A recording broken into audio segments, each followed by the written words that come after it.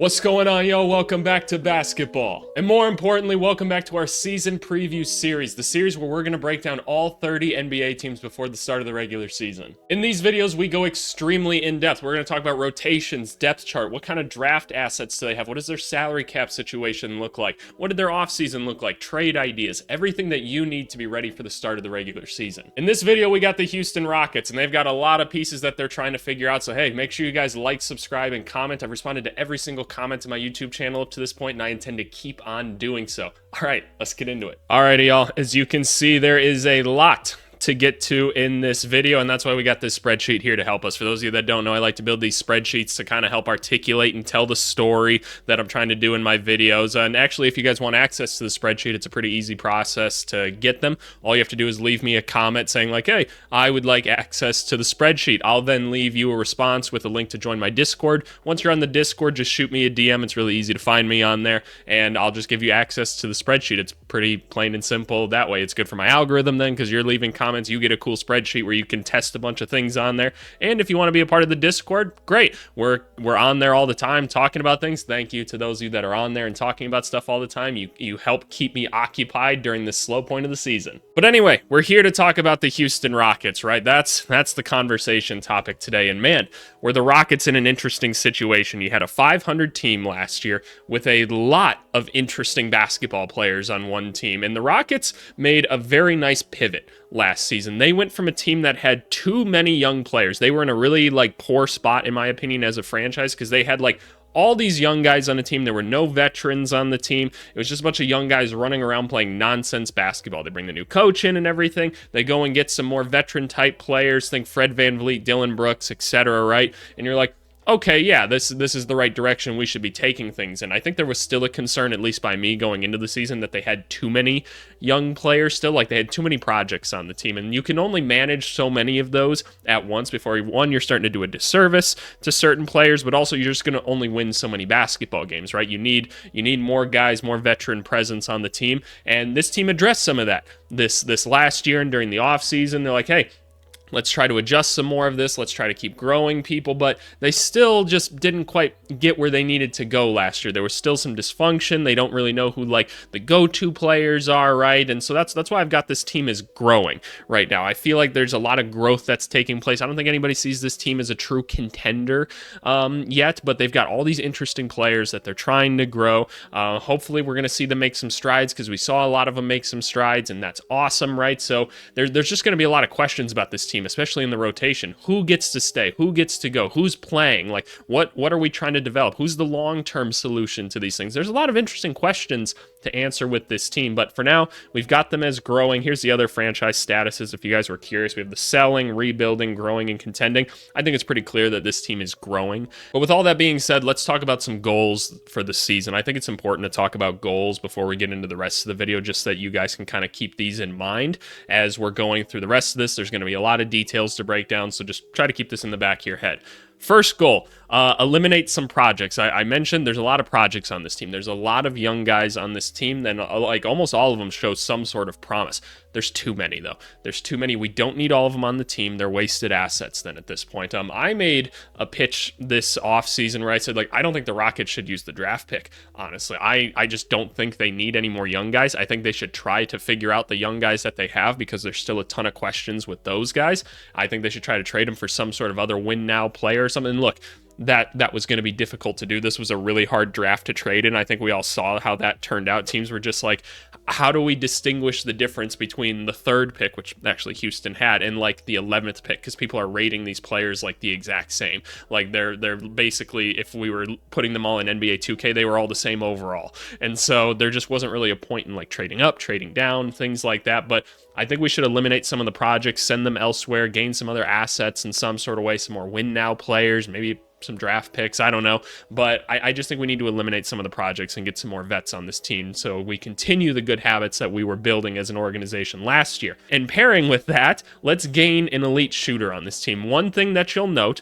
and we'll go through all of the different like aspects of the statistics on this team and everything, but we're missing an elite shooter on this team. It's really hard to win in basketball games nowadays when you don't have some guys to create some gravity, which means like you can get other guys some avenues to create in, especially when you got guys like Jalen Green, Amen Thompson, Fred VanVleet, right? Guys that really can create and like get to places on the court. But look, when you don't have that elite spacing, teams are just going to pack the paint in on you because it's easier, right? That's an easier defense to run. So I think that that's something that they really need to try to find. I thought there was like a good chance they'd end up with like a Luke Kennard or something like that this offseason, but that just didn't work out. So maybe we got to use some of these other like little projects to try to find this team a shooter to throw out there in the lineup, like a really elite shooter. Like I'm talking, we need somebody really 40 and above in a high clip that we can pair with some of these other guys. And the last thing, develop a star.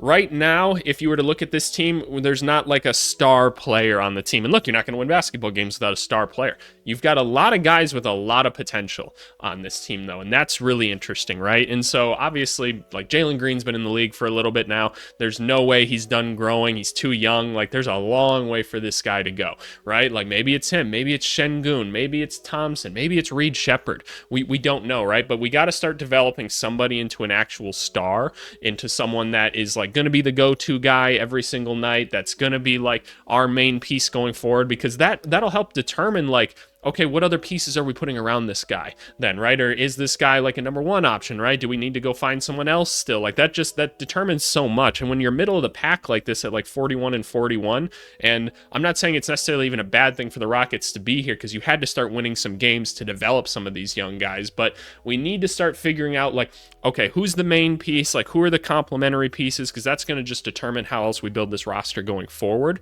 So somebody's got to develop into the clear like number one, number two, or something like that on this team. So got to start answering that. But anyway, let's move on and talk about their off season, because it actually wasn't all that crazy, but we got to talk about it regardless. All right, so here was the Rockets offseason in a picture. Yeah, this is a pretty light one, honestly. For those of you that don't know, I always break this up into 3 different categories. We've got drafted players. You can figure out what that means. We have player departures, players that were on the full-time roster last year that are no longer currently, and then players brought in, so just other NBA players that are now on the full roster, and we'll talk about AJ Griffin and everything in a bit, but let's start with drafted players up top. So they had the 3rd overall pick. They did end up using it, and they drafted Reed Shepherd, who is an interesting player to say the least. He was a guy that came in pretty underrated coming into like Kentucky this year and just really put on a show. Dude shot the shit out of the basketball. He was spraying from everywhere, and like, man, he was an electric guy coming off the bench for like Kentucky. So what is Reed Shepherd going to bring to this team, right? Like normally a 3rd overall pick is going to be a guy that's going to be highly impactful day one.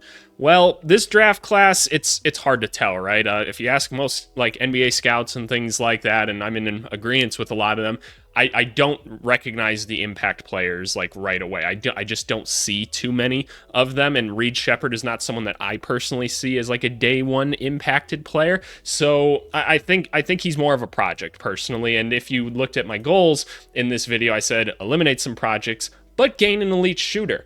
Reed Shepherd could be an elite shooter. Like, there is no doubt about that. I mean, he was an elite shooter in college, right? It was probably him and Furphy, probably the best 2 shooters in the draft, right? So there's no question about that. The dude can shoot the shit out of the basketball. When we look at like his summer league stats, like they weren't the greatest or whatever. He was mostly like a primary ball handler there. Again, summer league has no correlation to like actual like NBA play. There's just nothing that tells us that. And so I'm not worried about that. I think Reed Shepherd is going to be like a good shooter and everything like that. I have questions about some of the other things. You guys have heard me say on the channel before, I don't necessarily like in-between type players. It's not my favorite thing in the world. I don't mind a good combo guard if they've got some height to them. Reed Shepherd to me is a combo guard with no height to him. I worry about his defense quite a bit. I worry about like his ability to be like a creator, a ball handler, things like that. I feel like for him to be truly effective, he needs to be an off-ball player, and I don't know how much I want my 2 guard to be that small and frail. And I know there's going to be some people that are like, oh yeah, look at his block percentage and steal percentage. Like, look, those are not good defensive like indicators, especially coming from college to the NBA. It's just different. And when you have somebody like of this stature, like you can have as good of defensive instincts as you want. And I'm not even necessarily convinced that those skills are all the way there for him. if me, who I'm, for reference, I'm about 6'5", I've been cutting a little bit, so I'm only about like 210 at the moment. But if like I'm 6'5", 210, I rip and get my shoulder into him, I'm going through him. Like, it's just gonna happen because that's how it works, right? And so if you don't have a perfect closeout every single time, which you're not in the NBA, it's just damn impossible to do so. I don't know. I worry about those things, but I'm very hopeful for him. Like, obviously he's got a lot of energy to him. He plays with a lot of hustle, and so I'm hoping this guy can develop into like that shooter for them, or a starting point guard eventually, or something like that. I don't know. I don't necessarily see the correlation there at this time, but we're gonna be hopeful for him. In terms of player departures, nothing all that to write home about. No offense to these guys at all. Reggie Bullock has been a great NBA player for a long time. I mean, nice shooter, spacer, 3-and-D guy. He's a little bit past his prime now. Don't think anybody's necessarily going to pick him up at this point, so that might be it for him. Same with Boban. I mean, obviously we all love Bobby. It's probably time for both these guys, right? A little bit older. They were nice vets to have on the team. No longer there, right? And then players brought in. AJ Griffin. They went and traded for a young AJ Griffin, who, and I'm going to get into it, all right? I'm going to get into it. Just give me a second. They went and traded like some picks or something like that to go get AJ Griffin, a guy that was a first-round pick just a couple years ago, supposed to be a 3-and-D guy, kind of out of Duke.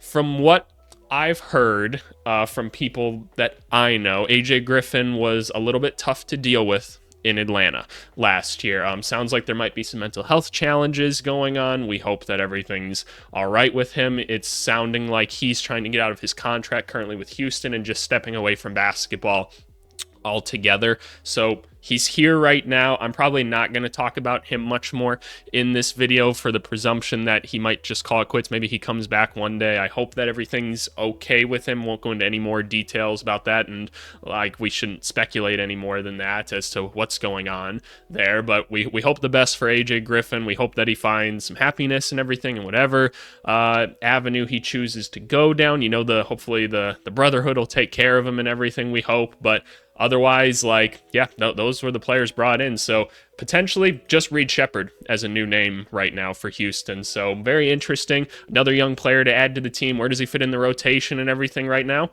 Let's go start talking about it. We're going to look at the depth chart and the rest of the current roster. Alrighty, y'all. So most of you know this is my favorite tab on the entire spreadsheet. This is basically my ideal offseason spreadsheet, and I think it does a lot of cool things for us. Like, we can take a look at the current roster and their salary situations. We can look at a team salary cap situation. What kind of draft capital are they working with? And then just an overall depth chart. This is a good way to get a sense of, like, all right, what kind of assets are we working with this year? Who's movable? Who's not? What can we do as a team, right? So that as we're going through the season, we can think about, okay, how do we get better, right? What kind of moves are we trying to make? I always think it's best to start off with the draft picks. I think it's a simple way to go in and just look at some of the non-tangible assets that they have right now that they can use going forward. So let's start there. Draft picks. 2025 draft is a big deal. I think most of us know that. A lot of good players projected to come out of this draft. As of right now, I haven't done like an eval of this class yet, but from the people that I know that do this for like a living and everything, like in the NBA, they're like, hey, AVC, like this one's looking pretty good. Like, some of these kids are looking kind of crazy. And from the little bit I've seen, I like it too. Don't get me wrong. I'm a big fan of like Cooper Flagg, Dylan Harper, Edgecombe, those guys. I like that guy Rocco from Australia. Like, he looks pretty cool. And there's a bunch of other ones like overseas, more French guys coming in. The French are taking over the NBA. But having 2025 draft picks, very valuable right now. Everybody's going to want to be a part of them, right? It's going to be hard to like trade up and stuff because there's value there. And so you're going to want to have multiple of them. Houston's in a good spot. They've got their own draft pick, which is good if, things ever go wrong for this team. Because again, it's not just a shoo-in that this team is going to be good, right? This team very well could just miss the playoffs again, right? So having your own draft pick, valuable. Again, we've said, I think these guys have enough good young players and stuff like that, but we'll see, right? They also have either an OKC or Phoenix pick in 2025. That's awesome. 2026, a little bit different. A lot of second round picks, not a big deal. I'm not worried about that. Again, this team and having multiple like first round picks, not the biggest deal in the world. They should have their young core right now. It's just we have to figure it out, right? And like, look, if for whatever reason this young core wasn't the right young core, you could move them and get a bunch more first round picks back anyway, right? So I'm just not worried about it. 2027, they have a swap best with Brooklyn, which could end up being very valuable, right? We can't imagine Brooklyn being that good anytime soon. So that could be a big one. Then you've got your own first round picks again. You should have an extra one in 29, but yeah, you've got most of your picks going forward. So that's awesome. Like if this team started to figure it out and started getting good, just having these first round picks, like let's say this team's really good by like a 2027 or something like that, right? Having first round players that you can just add to your team. You don't have to worry about the salary cap as much with them. They fill out the back end of your roster. Great things to have. Even next year, just having some second round picks, guys that you can use to fill out the back half of your roster for cheap as you're paying some of these other guys. Great assets to have. I think they're in a good spot draft pick wise.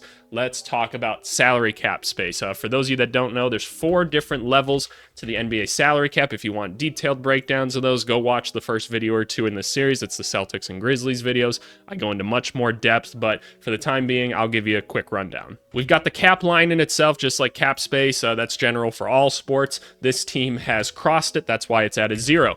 Then we have the luxury tax line, which means if you cross that, so if this hits 0, you're going to start paying a lot more for your basketball team. That's basically what you need to know with that. Then we have the first and second apron. These are a little bit newer to the NBA. The NBA was sick of star players being traded all the time. It was annoying to them. They were like, oh geez, like this is a whole thing. People keep moving. It's not good for retention numbers. All sports media groups like everywhere know that that's bad for like fan engagement and stuff like that. You're seeing it actually a ton with college basketball right now. I've been in some talks with people where like they're having a really hard time getting fans more engaged because players are moving all the time in the transfer portal. They put these aprons in place to basically say, hey, the more expensive your team gets, which presumably the better it gets, we're going to make it harder and harder for you to move people. Meaning these like studded teams that just get broken up out of nowhere, we're going to make that really, really hard for you to do. You basically just have to tear your team down to 0 if you want to be able to do it. And it's going to be complicated. We're going to make it complicated for you to get star players too. So in this way, players should stay put a little bit more just because these aprons are going to restrict you so much. But looking at where the Rockets are at right now, pretty good situation, right? Because this team should be pretty solid. They haven't even hit the luxury tax line yet. So that means that they have the flexibility to make basically whatever moves they want, right? Like they can start trading people out if they're trying to bottom out a little bit more at the end of the season. They can also start bringing more talent in, which I think they should do. And they should, that way they can start, building other things. They don't have to worry about getting locked into things because they have $13 million more that they can play with before they really start getting restricted and locked down. So in terms of salary cap space for the Rockets, we're feeling pretty good about that, right? So let's go start breaking down like the rest of the roster over here and talking about all these dudes. First one, Fred VanVleet, one of those vets that they brought in last year coming from Toronto. They gave him a nice big contract because they could, right? They had all this salary cap space. They're like, we need some vets on the team. They did. I thought it was a phenomenal move. Fred VanVleet had a wonderful season last year. I believe he shot like 37 or 38% from 3 on a pretty good clip. He was scoring a good amount for him. I mean, we can look at it right here. I mean, 17 points a game. He's getting you 8 assists. Turnovers were pretty solid. Yeah, 38, almost 39% on 8 threes a game. Like, that's everything you could ask for out of a veteran point guard. Played 73 games. That's amazing. Man, like, what a great season for Fred VanVleet. Let's go take a look at his actual shooting chart, though, so we can see where he was being impactful. So, obviously, from the 8 3-point attempts per game, we knew that it was going to be a high concentration of outside shots. And that's awesome, right? Like, we saw a pretty good clip of them go in. A little bit of a cold spot here, but otherwise doing pretty well. Not finishing at the rim very well. And I mean, you'll see that just by looking at like his overall field goal percentage, which was kind of by the 40s. So that's a little bit concerning. We'd like to see that increase, but we also see, and this is why I brought it up, a large amount of these mid-range shots. And this is kind of common when you see these young teams, right? You don't always see like a clear offense being run, and it leads to you needing to create a lot harder and more difficult shots. And look, Fred was making these shots, like for the most part. A little bit more scattered the closer you get to the hoop. And look, he's not the most athletic guy in the world, and he's pretty small. So a lot of times you will see a little bit more of a struggle from there, but there's just a lot of shots coming from here. So this is where you need to start tightening up these young teams so that you can maximize like a guy like Fred VanVleet to be like, okay, get him in a more consistent role. We might be able to get 20 points out of this dude again in an efficient clip. So just tightening those things up. Hopefully younger guys getting a little better. Hopefully coach is putting in a little more robust of a system as guys are getting older. So let's start to hope that we see that. Next up, we got Dylan Brooks, the other vet that they paid last season. We all know Dylan Brooks is all about just fighting everybody when he can, being an attitude guy. He's basically a wing version of Patrick Beverley. His shooting numbers weren't as good last year, I mean, I can show you the actual percentages and everything. What did we get last year? We got 36%, which is fine on like 5 attempts a game. We would hope it's maybe a little bit higher. That's where I'm saying we're missing kind of that elite shooting, but 12 points a game. We know he plays good defense. He plays very hard. He's going to bring a lot of attitude to the team. He's a great guy to have in that aspect, and I think it's worth keeping him unless you can really go get a star player. I know a lot of people have said you can combine like his contract with like a Jacques Landell and maybe like a Jay Sean Tate. You can go get yourself a Brandon Ingram or something like that. If that's on the table, cool. If that's on the table, cool. Otherwise, like Dylan Brooks, nice option to have. Steven Adams, technically a new player on the team. They did trade for him like at the deadline last year, but he was out for like the whole season with an injury. Steven Adams is a very valuable player to teams. He's one of those guys where his counting stats don't capture the impact that he makes. He's going to be my new TJ McConnell now that more people know like who TJ McConnell is. But obviously we know Steven Adams as like A-plus teammate, A-plus screen setter, like rebounder, like solid defender and everything. Just overall like tough dude, great for culture, locker room. Having him as your backup center is amazing. That is an amazing thing to have. That's going to be a big upgrade for this team, we hope, because he hasn't been quite as mobile the past few years as he's been getting a little bit older. I'm a little bit worried after injury that it's going to make him a little bit more like unplayable or something like that, but let's hope that he still can be that dude for you, because if he is, awesome. You've got a wonderful backup center. Jalen Green. Okay. This is a safe space, right? This is a safe space. I've never been a huge fan of Jalen Green's basketball game. I never met him as a person, just don't know, or whatever, right? Jalen Green is what I call the epitome of like a lot of modern basketball players. What do I mean by that? A lot of these guys that are coming out of like playing a lot of AAU, playing at these prep schools where look, they're not doing anything but just playing basketball games all the time. They're not practicing. Nobody's teaching them schemes or anything or like how to actually play the game. They're just running up and down the court. That's Jalen Green. Stupid athletic, 11 out of 10 athlete, right? Like all the skill in the world in a lot of ways, but does not understand how to play the game of basketball. And that's been Jalen Green for most of his career. Last season, there was a bit of a turning point. Things started to get figured out a little bit more. And we're going to look into some actual numbers and everything, but all of a sudden Jalen Green went on this like streak of just getting buckets, and we mean buckets. And his shot chart started to clean up a lot more. So, was there a turning point? We need to see if that's going to maintain itself, because it wasn't a huge sample size of things, and things tailed off a little bit again at the end of last season, but you know, it was the end of last season and stuff like that. That's kind of just what happens. But we saw him start to learn a little bit, right? And this is the last year of his rookie deal. So there's still plenty of time. He's young, right? But if he can start putting things together, this is a deadly guy. This is a guy that can shoot. He can dribble. He's a stupid athlete, right? He can finish, right? I mean, some of the dunks he has are just out of this world. But if we look at like Jalen Green's actual numbers last year, 20 points per game out of any young guy, phenomenal. Y'all don't understand how hard it is to score 20 points in the NBA, let alone like 12. It's really hard, and when a young player can do that, that's awesome. Turnovers are very high. Doesn't really distribute the ball that great. Solid rebounder, actually, for his height, but only about 33% from three. Took a lot of threes last year. The field goal percentage wasn't that high. If we look at like on-off numbers for the Rockets last year, Jalen Green on the court was a minus 0.5. Off the court, the team was a plus 4.2. But it was a lot worse. At some points last season, it was like a minus 10 or 11. So that tells you how much things started to shift. And the team used to be, or like when he was on the court, I kind of said that backwards. When he was like off the court last year, he was like a minus 7 or 8 at some points, and the team was like a positive 10 or 11. It was a much bigger disparity. And then things really started to come together. And so this gap, while it isn't pretty to look at, it was actually a lot worse at points. Let's take a look at the shooting chart. Yeah, this is not what you want a shooting chart to look like. A lot of shots at the top of the key and not many corners tells me that he's not moving without the basketball. That's not something that he typically does. Spacing, understanding all that was not a strong suit of his. There's a lot of very deep threes too, which is telling me he can't get himself open. The team's not running any offense necessarily around him, so he's having to take bad shots. A lot of mid-range shots. We talked about that already. Like it's the offense, right? They were having to force a lot of things. Ice cold. ice cold here at the rim. That's a problem for someone that's this athletic and that gifted. Right now, this did start to clean up a little bit at the end of last season, but this has got to change, right? Like the amount of inefficiency that's on the court and everything right now, it's got to go. But there's so much talent here. We have to keep diving into it, and we saw spurts of it last year. Give him more time. We're going to be patient with him. The team's not trying to win a championship right now anyway, and he just has so much talent. But we've got a long way to go with Jalen still.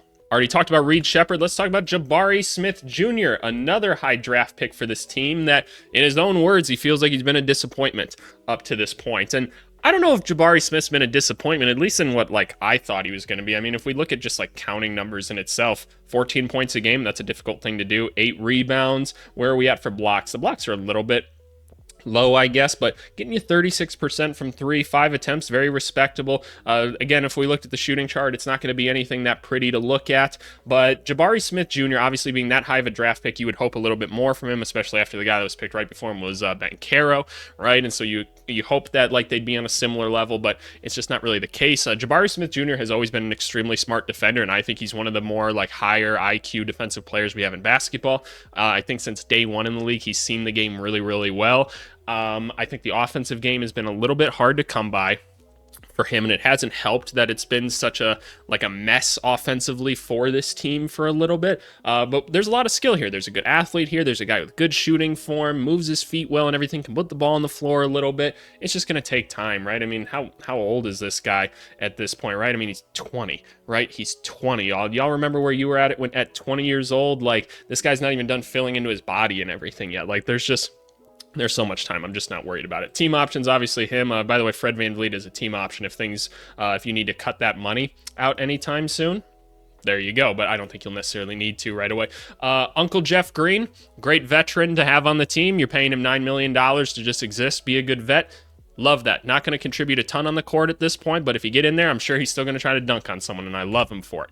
Amen Thompson, I love the Thompson twins. You guys, if you've been on the channel long enough, you know that I love the Thompson twins. They do everything well, but shoot the basketball, and that's okay. If everyone was good at everything, it'd be the NBA would just be full of Michael Jordans, right? It's nothing, right? Don't worry about the fact that he can't shoot right now. Be thrilled with the fact that this guy can handle the ball really well. He is an amazing finisher. Some of the finishes I've seen him do, I've never seen people roll the ball like that before. It's amazing. He sees the floor well. He can pass. He can play with or without the basketball. He's a great defensive player.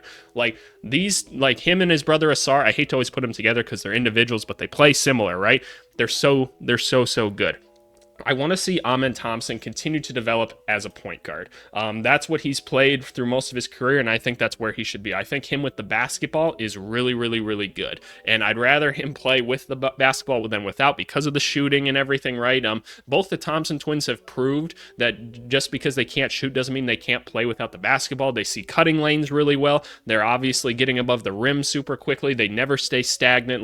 It's actually really impressive considering the upbringing that they've had, the programs that they've been in, that they are such elite basketball minds already. I find that incredibly interesting, but I just want to know who their coach was or whatever that was teaching them this stuff. But I think this is a phenomenal talent. I'd love to find a way to make him into a starting point guard sooner rather than later. I don't know how exactly we do that avenue-wise, but this is an extreme talent that you need to maximize in some capacity. Because I think him, Jalen Green, Jabari Smith with Şengün, oh boy, you've got a mean core there. Let's talk about Jacques Landale. Most of his contract isn't actually guaranteed, so don't trip about this too much. Was really promising coming out of Phoenix, was brought in last year. You kind of figured he'd fall into the Steven Adams role.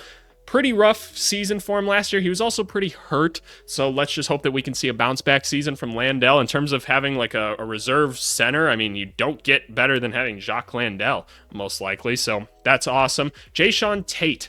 Oh, can we put Jae'Sean Tate and Tari Eason into a similar conversation? Both of these guys were a little bit forgotten in recent years. Both of them are defensive wings that have shown some promise and everything, but again, because there's so many other projects on this team and they're also trying to win right now, they haven't gotten the most burn in the world, and Jae'Sean Tate is probably the odd one out here. It'd be nice if they could trade him this year. It's the last year of his contract. Has he really warranted getting a second contract? Probably, but is he going to be more valuable just trading him and trying to get some other asset for him? Yes, it's going to be much better if you can combine this salary here with this salary here, and then maybe like a Dylan Brooks, if like the right player, like a Brandon Ingram becomes available, yeah, somebody's going to want Jayshawn Tate, man. He can do some things for you on the court, but I just don't think he's going to find the time here on the court. And that's just a disservice, right? This is an interesting young player. He should find a way on the court. All right, it took us this long to get to probably the best player on the team, and that's Alfred Şengün. This happy face right here, AP.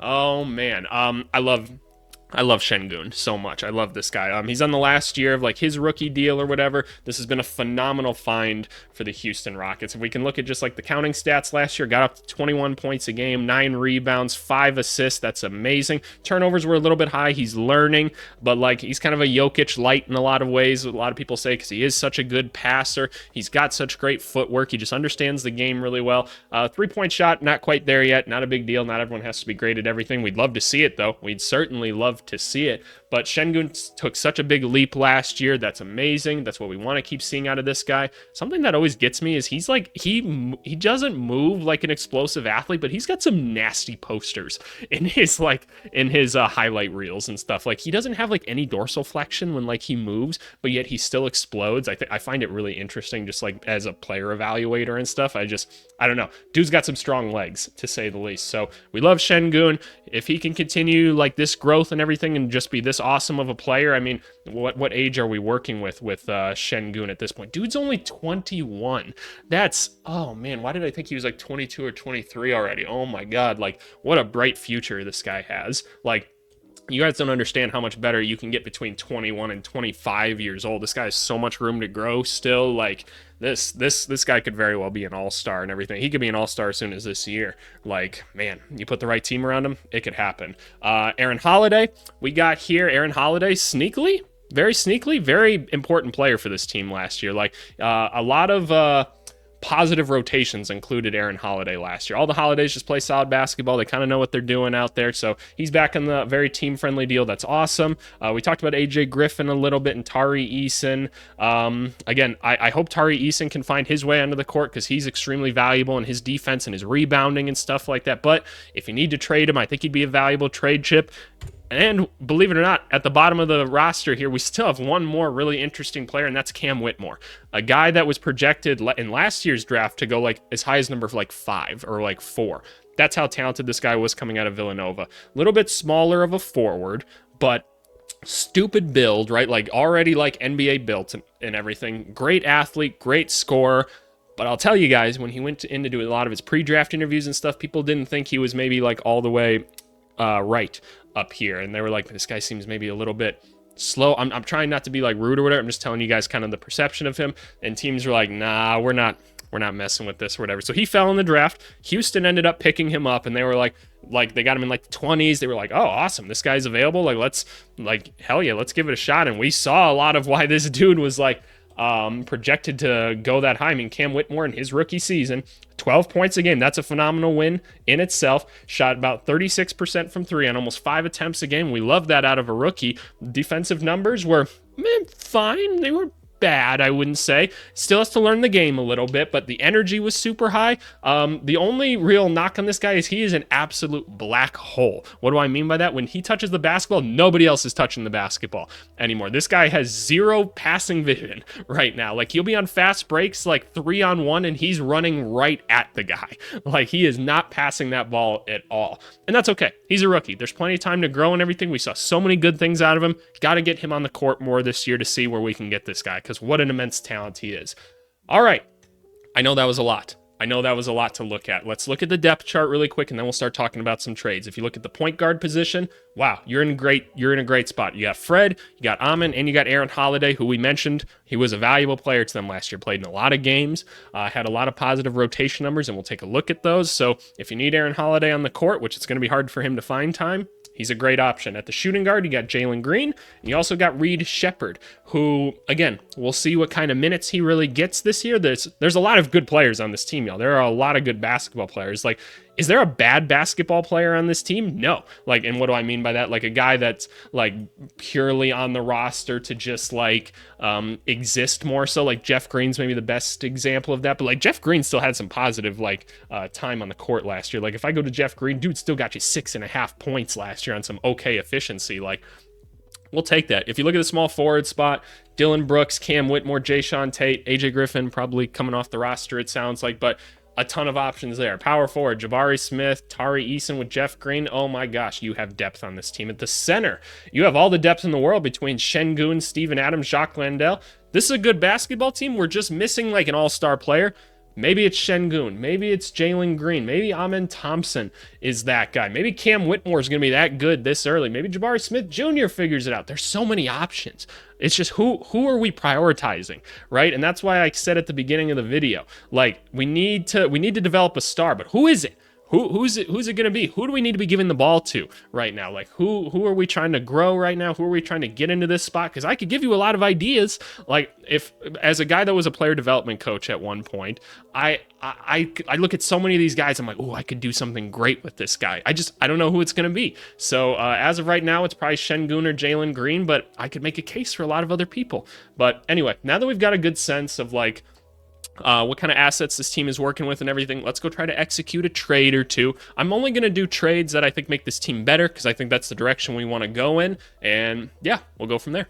All right, y'all, so we're back here on Fanspo. This is what we're always using to try to make our trades happen. I just recorded a Clippers video yesterday, and I have a thought because we talked about at the beginning, like how do we get like a real good shooter and potentially a wing out of this? I'm not sure I can get a wing out of this, but I can get us a 40% shooter, and his name is Norman Powell. We're going to presume that the Clippers are going to kind of fall off this year, and they kind of need to sell some pieces. Well, we've got some young players that we can throw their way to make it happen. Let's say it's like a Jeff Green and like a Jayshawn Tate or something like that. That might be enough for like a Norman Powell. Save some money, right? And get like an interesting young player and a Jayshawn Tate. Can we just like execute this as is? We can. We might have to throw a pick their way as well, most likely in this. Maybe like a couple seconds or something. I don't know if Norman Powell's a first round pick. He might be. Maybe like a protected first round pick. But I think a trade like this is actually pretty good. You bring in Norman Powell, he slides in here as like another 2 option that can be a great shooter for you right away. I'm not trying to take away from Reed Sheppard. I promise you I'm not. I want guys that can win basketball games for me right now.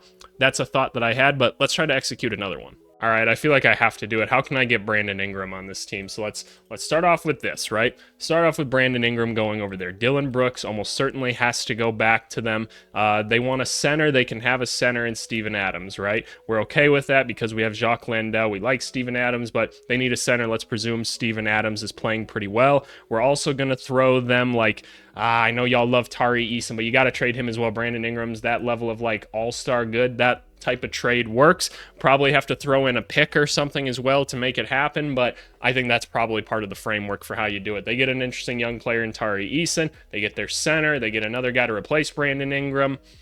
That might be as good as it gets for him at this point. You get him to an extension. You've got that next level player that you can add to your team. Awesome, right? That's awesome. You also free up some like salary cap space and stuff. You can play in the buyout market then.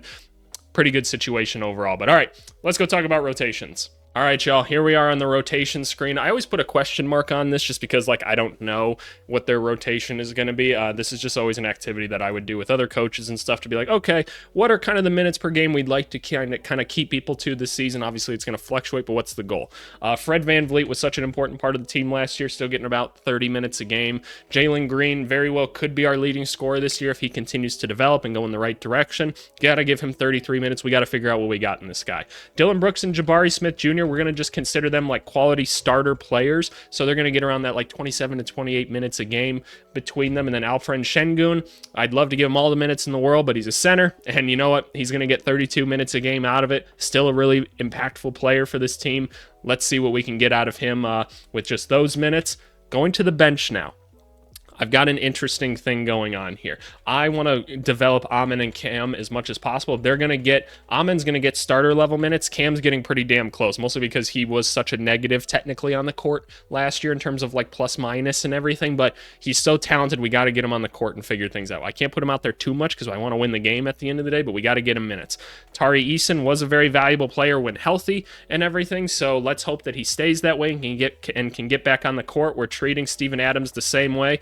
Very much role player type minutes. That's awesome. And Reed Sheppard, he's got to get on the court because we took him so high, right? I mean, if you want to make an argument that Reed Sheppard should play over any of these guys, I'm all for hearing it because I know there's going to be those Rockets people that say that. But look, these guys have played NBA minutes already, and they've shown what they can do. Reed Shepherd, he's going to get his like 10, 11 minutes per game. I wouldn't be shocked. I wouldn't be shocked. I don't think this will happen, but I wouldn't be shocked if he doesn't necessarily even crack the rotation right away. That is no knock on Reed Shepherd or anything like that. This is a very deep basketball team, right? It's tough. I mean, you've already heard their coach being like, yep, dude's gonna have to earn it and everything. Because look, like Jayshawn Tate's below him. Aaron Holiday, who's a good player for them last year, right? Like Jeff Green can hoop. Jacques Landale can be a player, right? I know these are guys at different positions and we need the shooting, and that's part of the reason why he's getting on the court most likely. But like, these dudes can play. Like Aaron Holiday, like I'm going to assume would be pretty offended if Reed Shepherd played over him. I'm just being honest with you. And so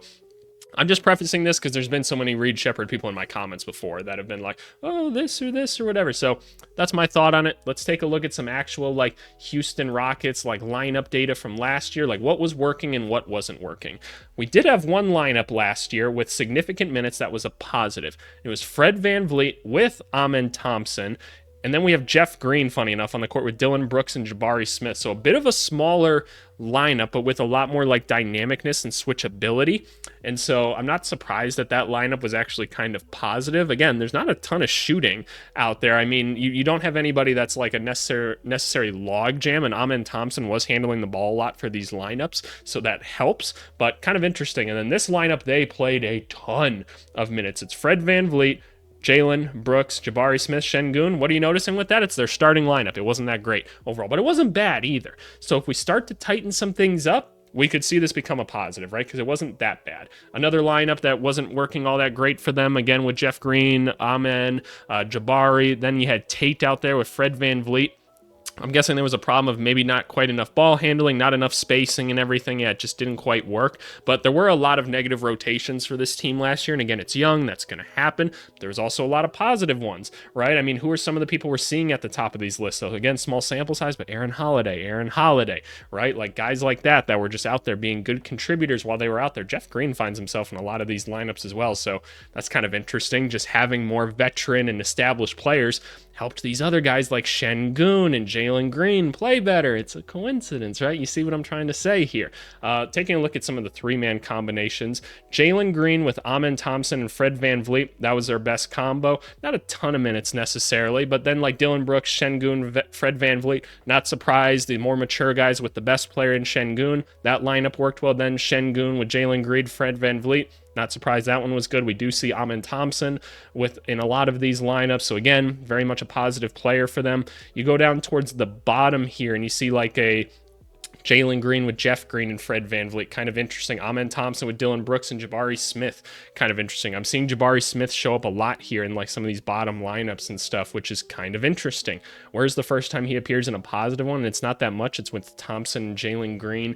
So I don't know. Something that Jabari Smith Jr. is going to have to just like improve on is playing with guys like this, just because like I think some of these guys are a little more established than maybe he is at this point. But this team's got a ways to go. Again, so like who's going to really step it up for them? Are we going to be able to get some more efficiency out of them? Because we're not going to change the lineup up just because Cam Whitmore and Jalen Green weren't efficient last year and they were kind of negatives for the team overall. We're going to play them. They have too much talent. You just have to keep them on the court. So that's what I'm seeing with the rotation data and everything. Let's go on to the prediction. All right, y'all.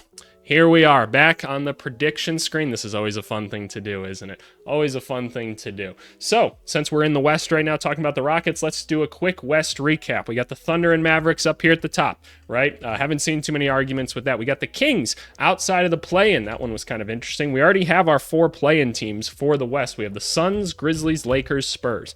And then here at the bottom, we got the Warriors out. Clippers out. These are good basketball teams. The West is tough. And then we got the Jazz and Trailblazers, which I have seen nobody argue with me for. So fair enough. Sorry to those fans and everything. Where do the Rockets fall in this one, right? Where do we see them? We have a lot. We have just straight up play-in or playoff spots available, and we have one non-playoff spot there. I know Rockets fans would hate to end up in that spot again, and I'm not even going to do a drum roll. This is where I got y'all. I'm sorry. This current roster, I don't know. Like I need to see more. Like there's so many young guys on the team. The West is so good too, and like I don't see like the Lakers like losing to the Rockets that much, the Grizzlies, the Suns, like the Kings, teams like that. I think the Spurs are just going to be that good. They have Victor Wembanyama. Y'all don't understand how impactful that guy is. And so I don't know. I don't see the Rockets doing it unless they make like some sort of move or something like that. That very well could happen, but I don't know what that is, right? So I've got the Rockets here at 11, but this is where I turn it over to you guys, right?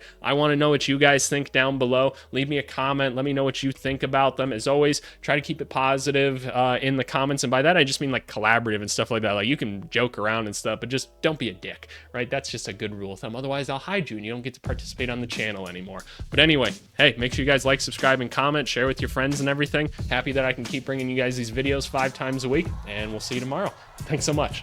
Bye.